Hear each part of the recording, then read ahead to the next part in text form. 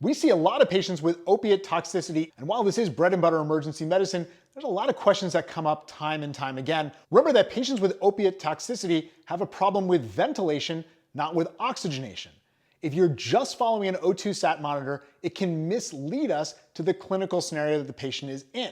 We really want to follow end-tidal CO2 and respiratory rate. Naloxone is our antidote here, and we want to use it in patients who have hypoventilation. Usually somewhere with a respiratory rate less than 9, I'm going to use naloxone to reverse that respiratory depression. The key with naloxone is to give the minimum dose necessary to get an adequate respiratory rate. Remember that our goal is not to have a fully awake, withdrawing patient.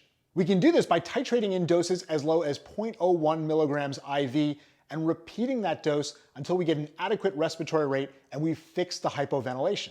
Obviously, we're going to give a larger dose of naloxone in the patients who have minimal respiratory effort or peri-arrest. How long do I have to monitor patients after administration of naloxone?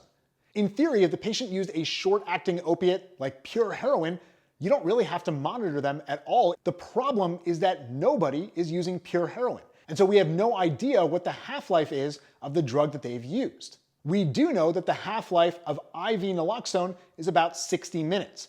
Ideally, we want to monitor the patient for a couple of half-lives of our antidote in order to prevent the rare but possible rebound toxicity.